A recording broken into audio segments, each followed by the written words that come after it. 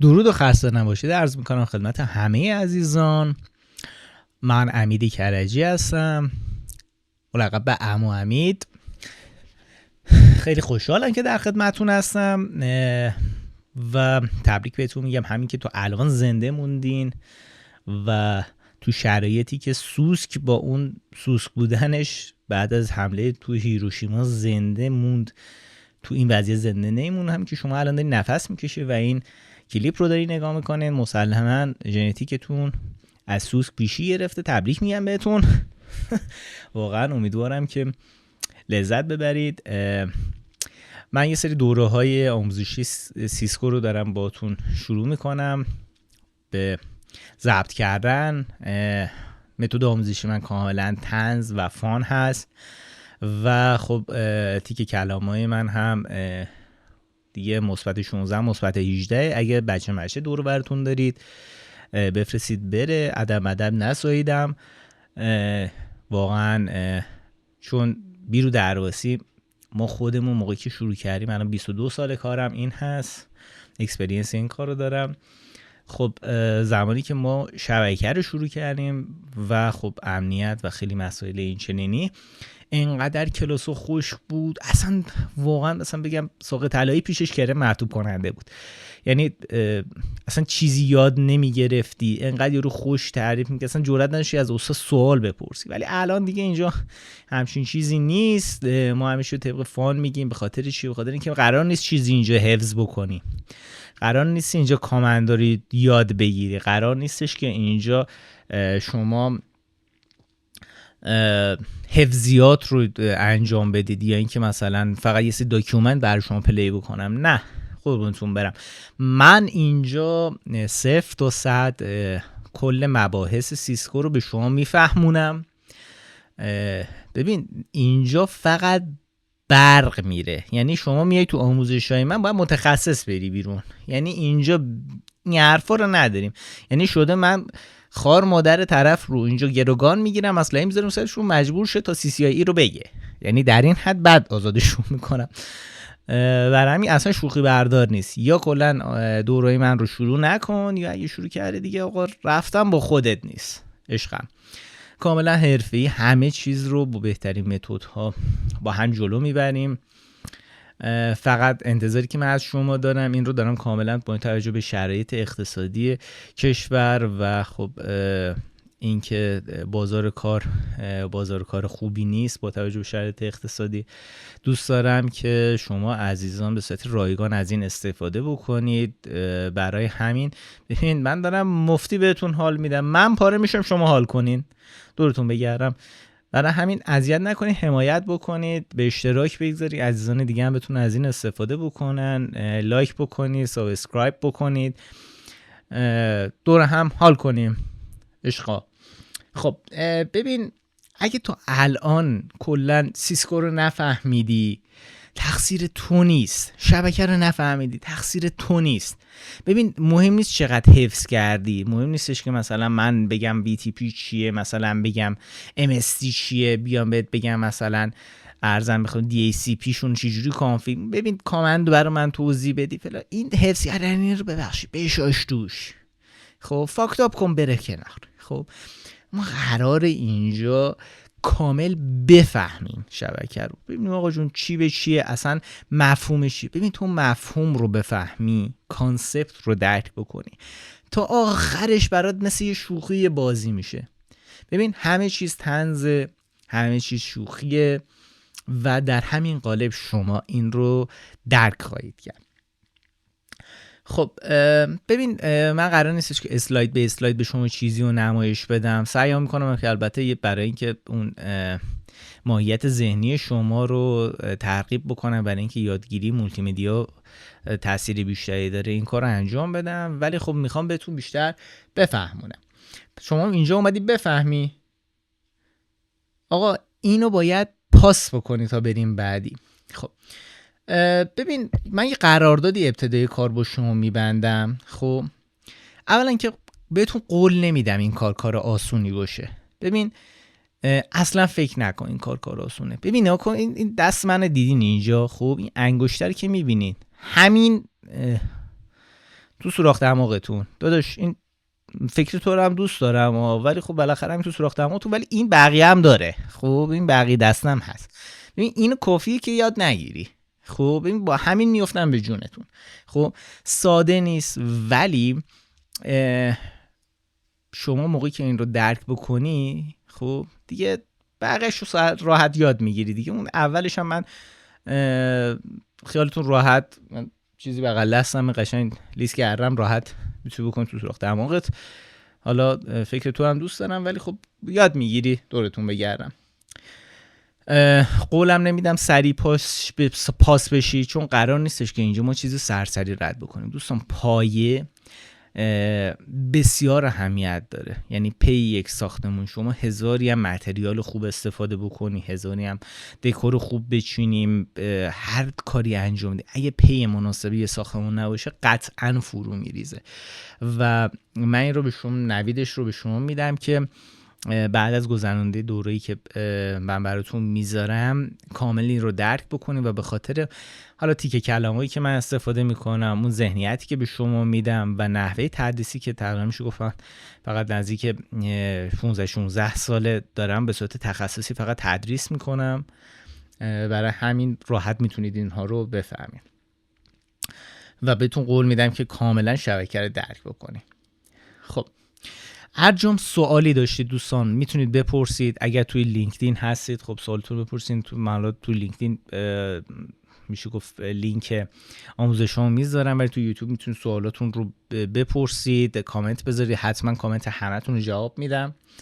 اصلا هم خجالت نکشید دوستان. اصلا این که شما فکر بکنه آقا من الان مدیر مثلا شبکه فلان سازمانم، فلان شرکتم، من اگه بپرسم مثلا کسر شأنه برام، حاجی ببخشید این شر و ولو و این ایکس شرا رو بذارید کنار. ببین الان یاد نگیرید دهنتون سرویسه. خب چرا؟ چون احساس میکنید بلدید و یک ظرف لیوان پر آب رو در نظر بگیری. شما یه ظرف لیوان پر آب رو نمیتونی با آب بهش اضافه کنی.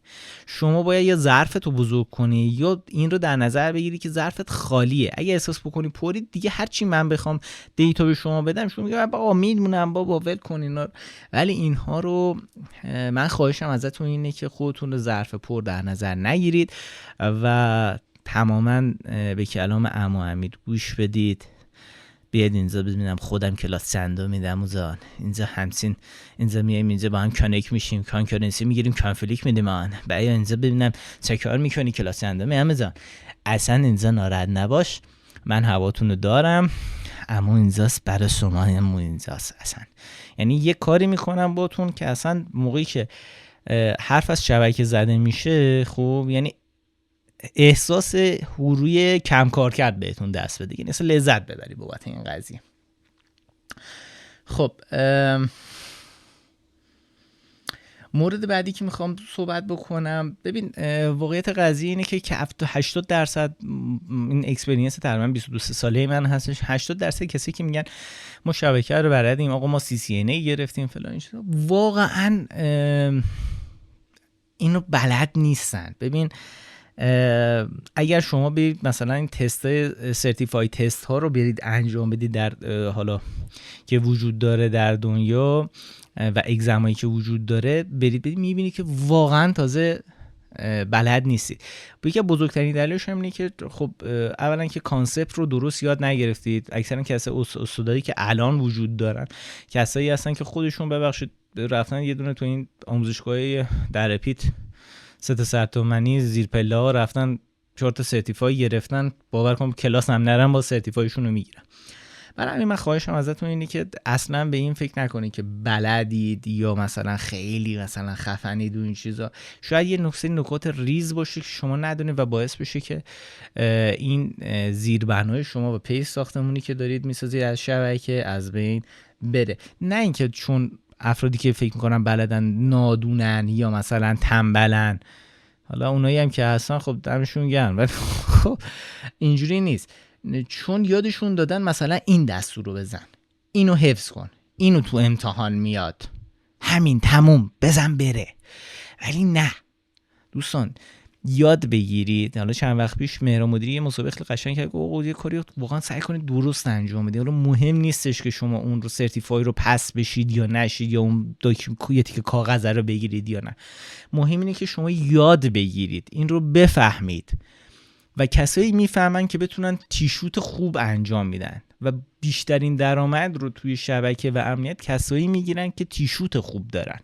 کانفیگ 2 تا دستور زدن رو 4 به قول نقی معمولی هر شیرخور بچه‌ای بلده.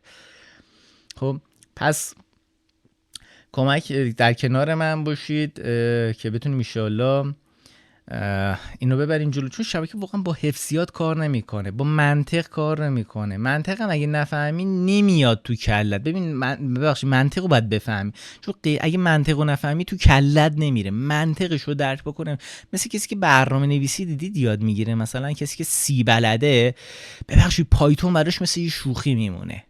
یعنی فقط اسم دستورا متفاوته، قوانین و منطق همونه. برای همین این رو راحت میتونید با هم میتونید تو ذهنتون نهادینه بکنید. خب خیلی بخوام شبکه رو ساده براتون ترسیم بکنم. ببین شبکه خیلی چیز ساده ایه. یعنی میگه آقا جون مثلا یک بسته از کجا و چطور بره. ببین یک بسته از یک مبدأ به مقصد از کجا و چطوری بره، این کل مفهوم شبکه است. آقا بقیه چیزا داینامیک روتین پروتکل، استاتیک روت ها، OSPF، ERGRP، رایپ، ریپ، نمیدونم هر چیزی که فکرشو بکنید.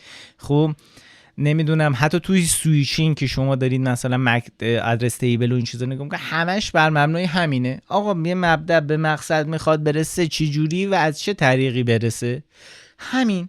واقعا چیز عجیب غریبی نیست. نه کار مهمه، نه دستور مهمه، حتی برندم مهم نیست، چون همشون از یه منطق پیروی میکنن. آقا بی رو درباسی تمام شرکتایی که تجهیزات شبکه درست میکنن، خیلی روک بگم توی حوزه روتینگ و سویچینگ شش سیسکو رو دارن غرغره میکنن. حالا دوستان، حالا مخصوصا بانوانی که دارن گوش میدن، آقا دیگه ببین من گفتم بالای 16 سالی دیگه شما خانوما معمولا یه ذره تو جمع خصوصی میشه بی‌ادب‌تر از پسران. حالا فاز فمینیستی این چیزا نگیرین، تو رو خدا کامنت عجیب غریب بذارید، ولی خب به هر حال آقا دیگه سن قانونی رد کرده دیگه، تو رو خدا لوس بازی در نیاری. خب مهم اینه که چرا این مسیر، چرا اینجا وایساده، یعنی چی، یعنی کجا، چرا اینجا مثلا پکت دراپ شده، موقعی شما تریس میکنید میبینید مثلا تا کجا میره، از اونجا به بعد چرا نمیره، چرا مسیر برگشت داره یا نداره، چرا گم شد، چرا پکت لاس شد. این سوالاتی هستش که شما بعد از این دوره خیلی راحت میتونید انجام بدید.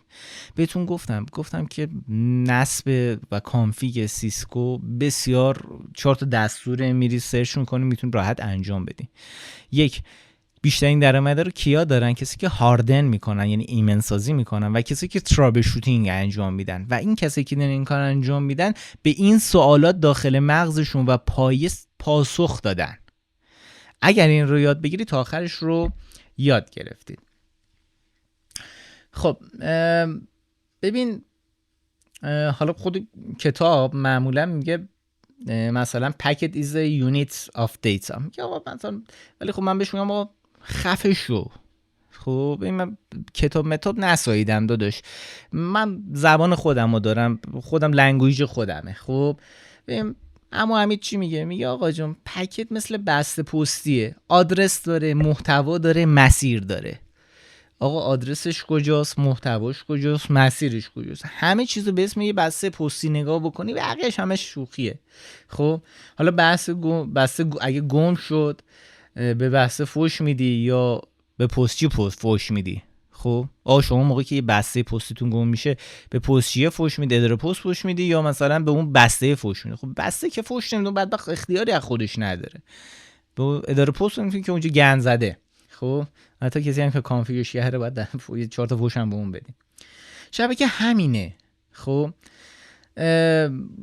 خیلی هم مواقع میس کانفیگوریشنه. خب حالا من آموزش که بشونم کاملا به صورت میشه گفتش که لابراتوار بیس کاملا پرکتیکال و عملی کانسپت رو که بهتون میگم، کنارش پرکتیکال و عملی هم خدمتتون میگم. توی 2 تا پلتفرم من طراحی کردم. یکی سیسکو لب ماژوله. خب سیسکو ماژول لب که برای سیسکو مدل لبزه که خود شرکت سیسکو داره میده. من خیلی راحت اینجا مثلا میتونم بیام تجهیزاتم رو اضافه کنم، از FTD بگی، اسپلانک بگیر، نمیدونم نت تولزا رو بگیر، سیسلاک سرور بگیر، کاتالیستای 9800 رو بگیر، حالا آن منیجد سویچ ها رو بگیر. حالا من اینجا مثلا اومدم میدونه سویچ اینجا گذاشتم. خب خیلی راحت میتونم بیام اینجا مثلا کنسولش رو بگیرم. خب من ببندم این رو، اوپن کنسول میکنم. این برای برنامه چیه؟ این دقیقاً خود ایمولیت خود SW1 خود این خود iOS خود سیسکوه.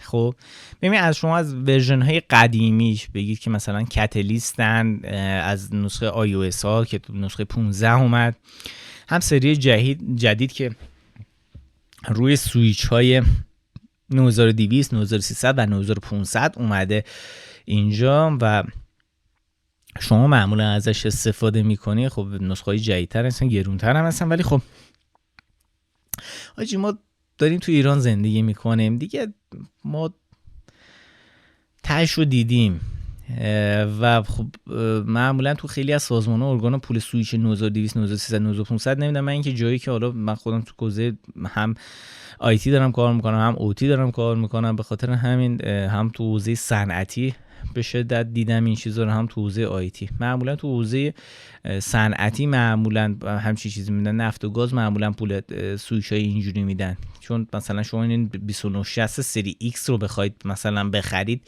الان PoE 48 پورتش مثلا در بیاد مثلا، حالا نمیدونم قیمت الان چقدره یا قیمت الان چقدره چون پر سکند تغییر میکنه، ولی نظر به این سوال که چقدر هست، خب شما فکر کن مثلا 20 تومن اگه شما بخواید این قبیله 9500 رو باید بگیریم مثلا چقدر، مثلا 500 میلیون تومان. خب مسلماً معمولا شرکت و سازمان‌ها میگن ما که ناسا نیستیم آقا، همین انو بگی بره دیگه آقا، مثلا چه تعداد پورتاش بیشتر باشه.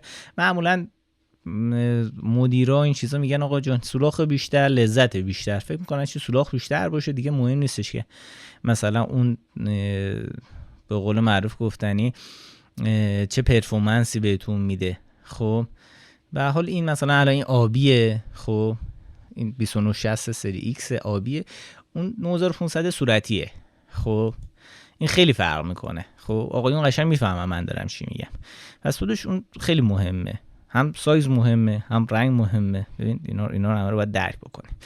خب میتونیم از این زیرساخت استفاده بکنیم. میتونیم مثلا اونجی هم مثلا من اینجا براتون راه اندازی کردم. خب ببین لابراتوار همم آوردم، این لابراتوار مربوط به VTP هستش. خب که حالا رفتیم جلوتر با هم انجام میدیم و تک تک سناریو رو با هم میریم جلو. ببین همه اینا رو به صورت داکیومنت کردم، یه میشه گفتش که یک سناریو هست، سناریو به صورت عملی با هم دیگه انجام میدیم.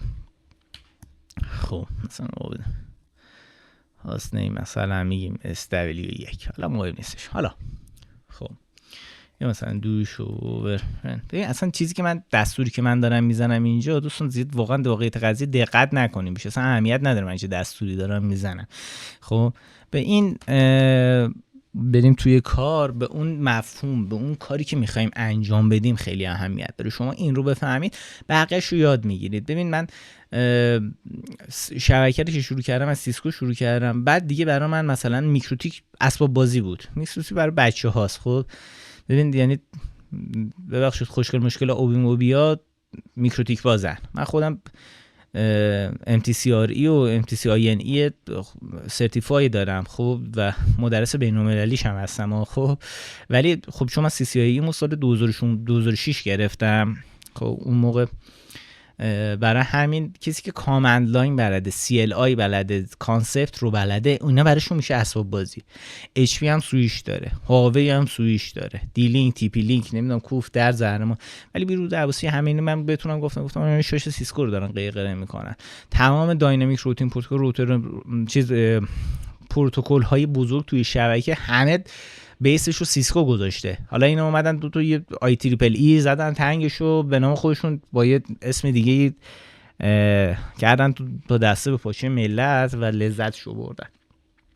خب ببین حالا من نظرم این هستش که شما یه زحمتی بکشید، یه حمایتی بکنید، من ببینم که چقدر دوست دارید که من این رو ادامه بدم و درس رو کم کم شروع بکنیم با هم دیگه. اگر این متد من رو دوست دارید، نظری دارید، حتما اینجا کامنت بکنید، سابسکرایب بکنید و یه جنبندی هم میخوام بکنم. آقا حفظ نکن، بفهم، سوال بپرس و شک نکن که اگر با من بری جلو به جایی میرسی که اصلا چشم بسته همه کار رو میتونی انجام بدی و اگر هم نتورک پلاس رو پاس نکردی اصلا پای این درس من نشین. آقا برو یه جا دیگه بشین، حالا هر جا که دوست داشتی. معمولا پسر دور هم جمع میشن میگه آقا میخوام بشینم، دوستان میدونن کجا باید بشینن، ولی برو یه جا دیگه بشین. آقا این کارو نکن. عمو خیلی دوستتون داره، عاشقتونم.